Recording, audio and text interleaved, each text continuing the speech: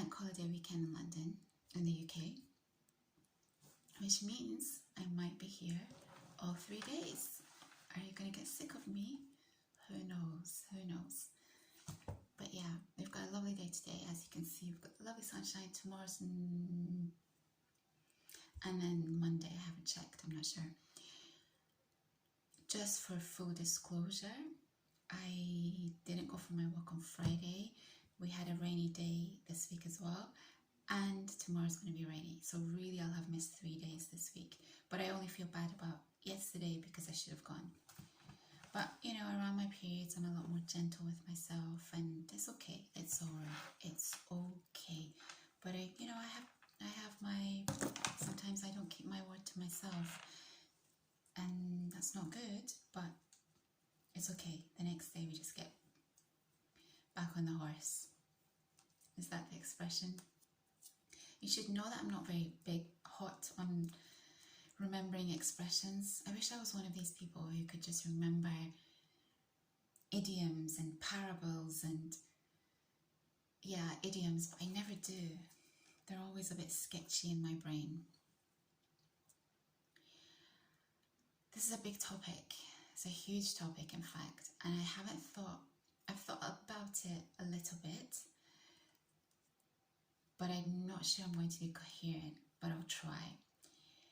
There's a guy called, I also need to talk about Igloo Ghost. Thank you for recommending that album to me. I'm amazed that About Me is halfway across the world, or more than halfway, and you are recommending British artists to me. I think that's so funny and cool, and it's an amazing album. I'll talk about it later. So thank you. Something that you guys should know about this space is that I've been lurking for about 3 years, and a lot of the videos have been deleted. There are lots and lots of videos that I've just went and deleted. So unfortunately, if you haven't been around for that period, you won't know all the little connections and the stories, and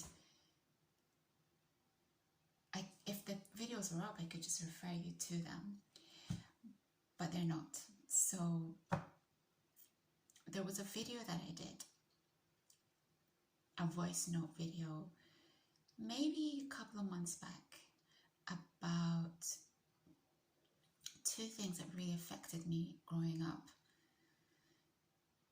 in terms of relationships and marriage, and these 2 stories are related to what I'm going to talk about after. I'll briefly go into those 2 stories again if you didn't hear that voice note. It's kind of connected to James Sexton. This is a guy who's a divorce lawyer, and he's been around. I don't know when I first cottoned onto him. I think it was last year. I watched this long format video with him, and I just found him so engaging and so funny. He's hilarious, but he's also a divorce lawyer. So there's a really kind of dark side to his job, in that it hurts people. What he does hurts the other side. And sometimes it's the other side that are the nice people. And he recognizes that himself. His most recent video on Diary of a CEO, I think he alluded, or he mentioned, that he's had cases where someone has committed suicide because they just couldn't cope with the whole trial, and I'm sure what they possibly knew was going to be the ensuing result, as in they were going to lose. And this is possibly because James Sexton is very, very good at what he does. So, you know, he's charismatic, and he's a great storyteller, and he doesn't mince his words, and I find his straightforwardness really appealing. And he's very passionate, and he's very animated, and he should have been an actor, I think.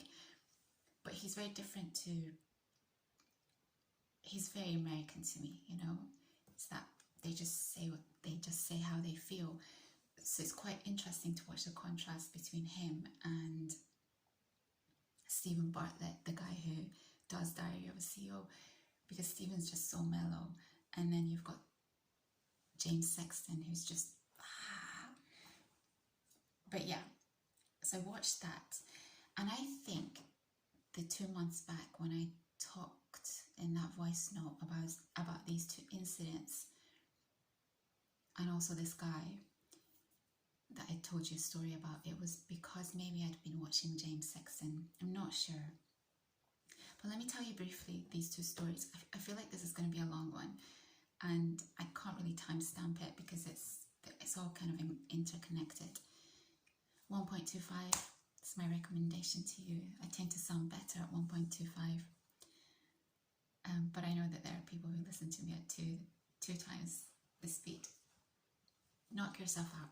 Okay, when I was just out of university, I was privy to a conversation between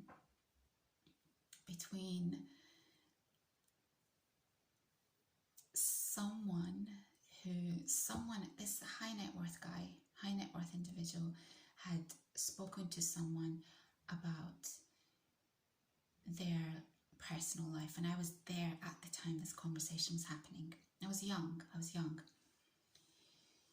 This guy had come for some advice because he thought that his wife was cheating on him, and he wanted to know what his rights were and what he should do if that was the case.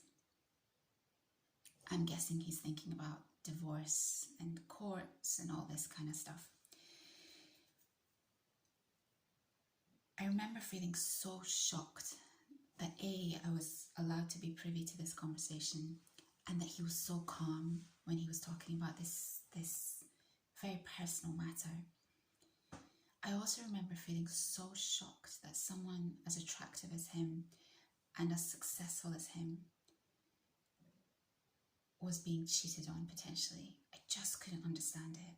I kept sitting there thinking, why would anyone cheat on you? It just couldn't connect. I couldn't connect these two dots. And he was a very nice man. At least he came across that way. But it had a huge impact on me, because I remember at that time thinking, if someone can cheat on him, then it's a really risky business, this whole thing called marriage. And then later on, I saw a film. I was abroad at the time, and I saw a film called Unfaithful, which really screwed with my head as well. It's a film featuring the beautiful Diane Lane, the very attractive Richard Gere, and the absolutely stunning Olivier Martinez, who's French. Diane Lane and Richard Gere are married. They have a very idyllic, happy life, one child, very 2.4 lifestyle. I think they live just outside of Connecticut, but she just outside of New York, potentially in Connecticut, and she travels into New York for her job. I can't remember what she does. He's got a great job, Richard Gere. They're beautiful people. I mean, this is what everyone pretty much aspires to. They're happy. And they're still physically attracted to each other after all these years. And then Diane Lane, she gets caught up in this windy day in New York, and she falls, her knees bleeding. This beautiful man, Olivier Martinez, rescues her, takes her up to his apartment, and sorts her knee out, and there's just this instant chemistry. He gives her his number, or she asks for it to say thank you, we'll send you a bottle of wine, that kind of thing, and an affair begins. I remember watching this film, again, very similar to when I was around this conversation with this guy, thinking, it was slightly different this time though, because I had something to compare it to. I remember thinking, Richard Gere would be any woman's dream. but so would Olivier Martinez. And I remember thinking, I mean, clearly her action is totally wrong. But I remember thinking, this is a hazard, this is a potential hazard, and it's brutal because she's got everything she could possibly want in a man like Richard Gere. And oh, it's a horrific watch. It really affected me. And I remember again after this film thinking, I've got to be so cautious navigating this whole thing called love and marriage, because I never ever want to be in a situation like hers. And I really think that she just had a moment of insanity in that there was nothing wrong with her marriage. If there was something wrong with her marriage, even though it's still wrong, maybe you could kind of empathize a little bit. But it was just that she had this perfect marriage. And so what I came to realize, which is something I hadn't realized when I'd been privy to that conversation with that man, is that long-term relationships, as happy as they might be, can lead to staleness. So if you're going to get married, you better make sure that that person was the love of your life, so that even if it does get to a place of staleness or comfort or routine, that you're so invested in this person you would never consider doing something like that to them. Or if you want to, you will let them know beforehand, I need to talk to you. I have this attraction to this person and I don't know what to do about it, and it's messing with my head, but I need to tell you this. And it's brutal, it's a brutal conversation, but maybe that's the best way to go about it. Why do people not do that? With her, I think it was just a brief moment of insanity. I don't think she had any intention of hurting Richard Gere at all. But with others, I think it's a selfish thing. They don't want to lose. Maybe it's a financial reason. They don't want to lose the lifestyle that they have. I can't think of any other reason why you would do that, because what are the consequences? You're going to have an affair and then what? Do you expect it to just end at some point? Or do you recognize that maybe you fall in love with this person? So what's going to be the end result? That was one realization, that you better make sure you're deeply in love before you do get married. And the second realization, I think, later in my life, was that men tend to get better as they get older. So a woman who's married someone who's young, another guy who's young, he's not at his peak. So the person that I saw in that conversation is a much better version than perhaps the person that she married, as in he's confident, as in he has a gravitas, he has success, he has this, he has that, he's developed and he's got much better. But she's seen him when he was that other person. And so someone like me is seeing him fresh as this complete being. And I think that's also why relationships can break down after 15, 20 years, because you're not seeing this brand new version of this person. You've seen them through their phases, so you can't really appreciate them in this phase of their life. That's why I think men have a lot of time to play with. They can afford to take their time in relationships. women, unfortunately, less so. If you want to have children, you just kind of just have to get on with it, I think. But considering I've never been married and I don't have children, take anything that I'm saying with a pinch of salt. Obviously, these are just realizations that I've had throughout my life. So James Sexton to me is someone that I find fascinating to watch because I agree with a lot of the things he says. He just makes sense. He makes sense. One of the things that he was talking about on this Diary of a CEO was that prenups are a great idea. And actually I agree with him because marriage is basically a contract. I don't think love and marriage are the same thing. You can be deeply in love and decide to get married, but you can also not be in deep love and get married. I think what also happens, will I even get on to James Sexton? I don't know. 60 minutes. I think what also happens is this. Some people think that they're in crazy deep love, or they're just happy. They love the other person, but they haven't experienced deep, maybe once in a lifetime type love.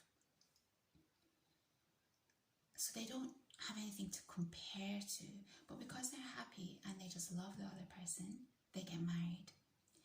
And then what might happen later on is that they actually experience that deep love, and then that's when things fall apart with their partner, with their wife, or with their husband.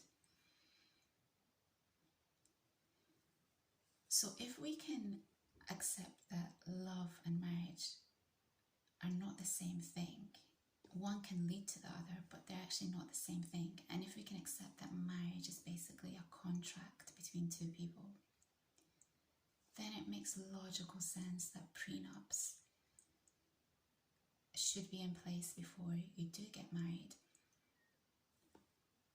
In the UK, prenups are not enforceable. In America, they are. We can see that clearly with the whole Kevin Costner thing. But even so, with the Kevin Costner thing, she came out of that situation much better than the prenup that she had originally signed. So maybe someone in America can advise us on this. If James Sexton says that prenups are enforceable, why is it that she did so much better out of the prenup? Not as well as she'd hoped, but still so much better than what she'd agreed to. Is it because the judge is thinking, well, I don't know, is it because his situation, Kevin Costner's situation, has improved so much that it would be illogical to offer her the original terms of the prenup? I don't know. But from what he says, James Sexton, it seems that in America, prenups are generally enforceable. And maybe this is between the average Joe, average people. Maybe it's just a completely different ballgame when it's people like the Kevin Costners and the financiers of the world. In the UK, though, it's not enforceable. So what does that tell you? Thing is, if you had two reasonable-minded people, a prenup would not be necessary at all, because both parties are reasonable. And even if something were to happen, like an affair, but if they're reasonable people, the affair won't happen in the first place, because what will happen is one person will tell the other, I'm attracted to this other person, I want to see where it will go, and we have to break up. That's the right thing to do. Most people don't do that, and so therefore then we can assume that most people are unreasonable.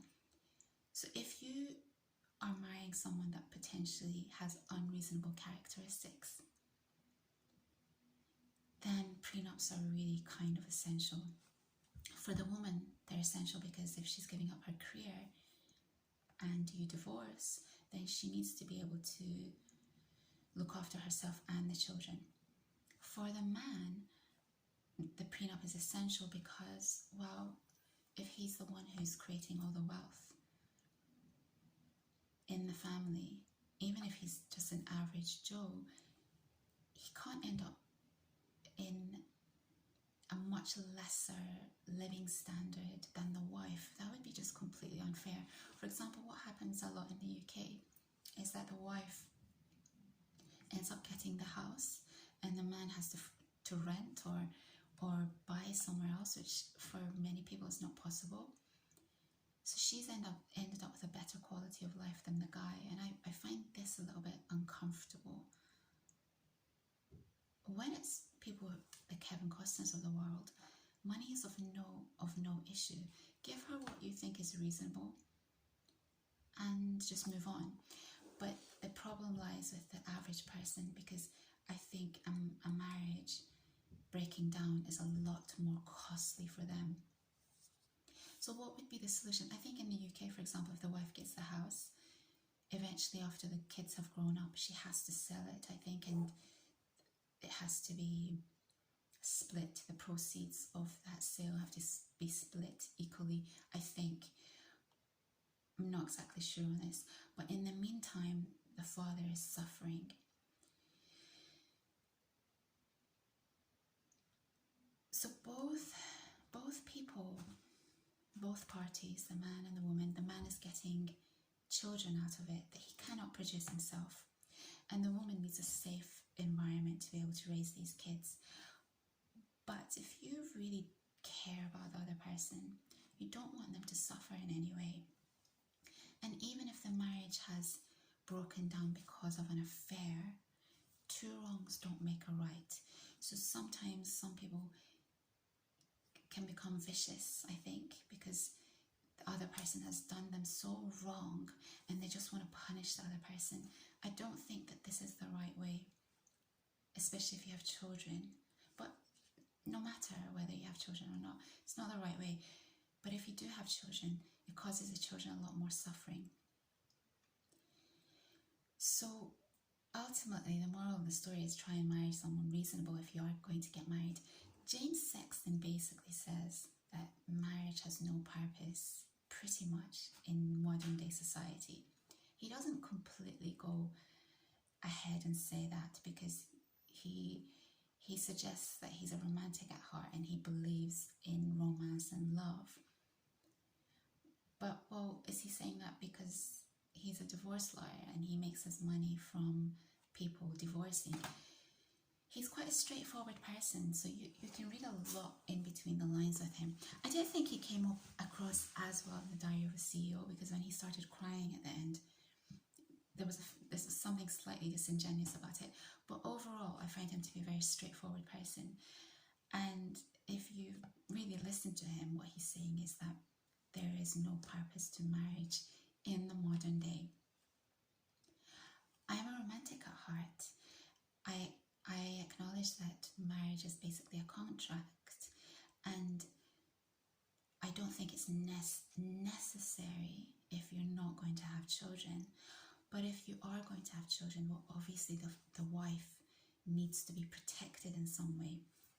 I think the terms of that protection are slightly unfair, maybe not even slightly, maybe a lot unfair in the UK, especially the way the courts just see the mother of the children as the natural caretaker. And I think that's unfair, because there are wonderful fathers, and it shouldn't be automatically assumed that the mother is the best person to take care of the children. Either it has to be looked at in a very equal way, who's the better person to look after these children, or they have to have the children 50-50. I find this whole thing where one parent gets more access to the children in a divorce unfair, unless the father wants it that way, unless he has a busy career and actually it's his preference that the mother gets the children most of the time. It's not like that for all fathers though. So I do find that unfair in the UK system. The American system, well, you have prenups, and these prenups apparently seem to be enforceable. So in that sense, I think it's really reasonable to have these conversations before you get married. Because as he says, when you're in that love stage, when you care about each other, that's the perfect time to have these conversations so that both people are being protected in some way. It's when things break down that, yeah, there's less inclination to look after the other person. I wanted to say a lot more about this, but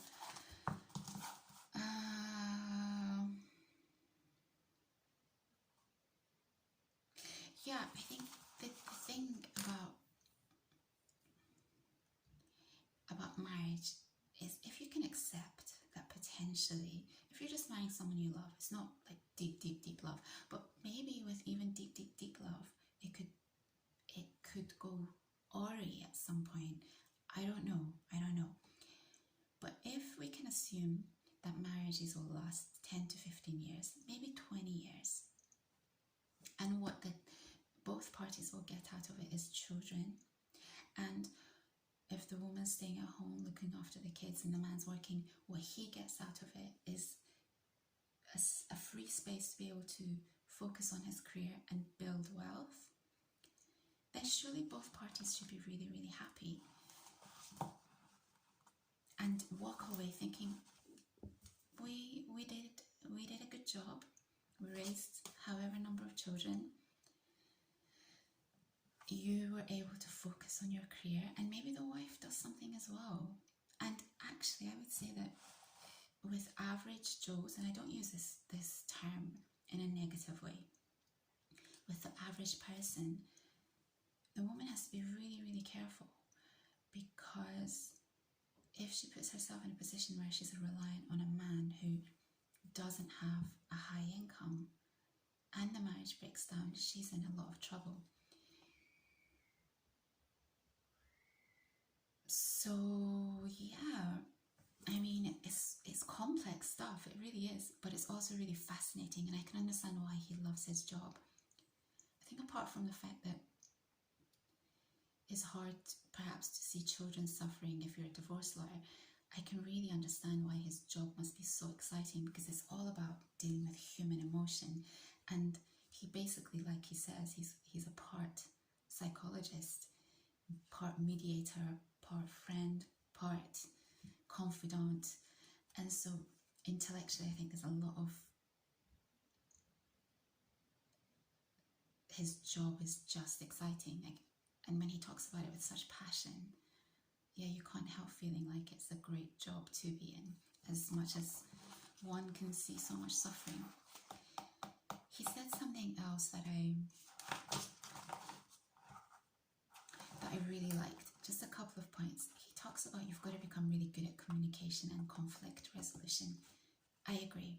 I've spent my whole life, pretty much my whole adult life, trying to become a better communicator, particularly for my family, but also with outsiders as well, because you assume that people are in your head and they understand your point of view, and at some point you realize, oh my God, they just don't understand what I'm trying to say to them. Either they don't have the capacity, or you're not being clear enough. So I've spent an enormous amount of time trying to become a better communicator. I don't think I'm the best communicator, but it's something that I always strive towards. It's something that I feel very strongly about, because otherwise when miscommunication happens, so many things just break down. He also taught, and I think so, being a good communicator and able to avoid conflict is such a skill, is such an amazing skill to have if you're going to be married. He also, this really requires a second video. A couple of other things, I'll mention these and then maybe we'll talk about it later. He says, my beliefs don't require that you believe them. Perfect, I agree 100%. He also says Don't let your family life eclipse who you are. Perfect. I agree with this again, 100%. You need to maintain your personality and your autonomy, even within a marriage, because that's what keeps the marriage exciting. Says the girl who's never been married, but you know, you have a relationship, so you pretty much know. And he also says love is not permanently gifted, it is loaned. I love this. He comes up with so many zingers. He comes up with amazing lines. And conflict is bad for kids. So he talks a lot about how parents stay with each other because they don't want to screw up their kids. And I think this is the worst decision personally. It's better for parents to be separated and split, but show teamwork, show that they have no bad blood between them, and so the children are brought up in a loving environment without seeing all the ugly sides of marriage and without feeling tense and anxious and giving them a bad impression of what marriage is. So I wholeheartedly agree with him, and I think a lot of people who stay with the parent, with the other partner, because of the children, it's such a bad idea. Yeah, he says a lot of amazing things. I think I need to come back and do this video again, talking about some situations, giving you some examples. Yeah, that's what I'm going to do. I might come back later today, I'm not sure, but if I don't, I will definitely see you tomorrow. Igloo Ghost, he's actually going to be performing in London at Fabric nightclub in Farringdon in London in a week and a half. So thank you About Me for recommending him to me, because if I do decide to go, it's perfect timing. But also I think he's possibly the only artist that's really excited me since Barrio came out, which is a huge gap in time.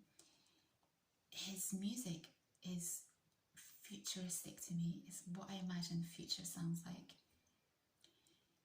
And I think he's so young. He's super young.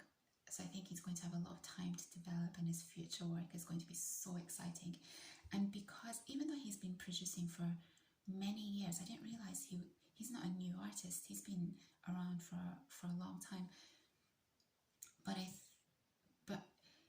I don't think a lot of people know about him. So I think this event at Fabric will be quite intimate, even though Fabric, I think, is quite a big space from my memory from way back when. And I like to catch artists when they're just before they're about to blow. So it would be a great event to go to, and I can make it work. Fabric is not one of my favorite places to see artists. I've never actually seen an artist in Fabric, but I just remember attending a couple of probably music events at Fabric.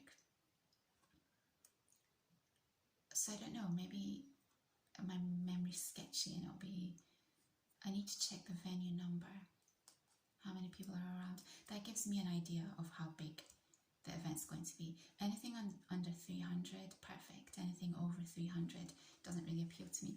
So anyway, so this album's been on repeat for me the past, since you told me about him, and yeah, he's exciting. He's really, really exciting to me. Yeah, I will be back. Let's get our American experts weighing in on this topic, because it's a fascinating topic. I find it really, really interesting how one decision can impact your entire life, maybe in a great way and maybe not in a great way.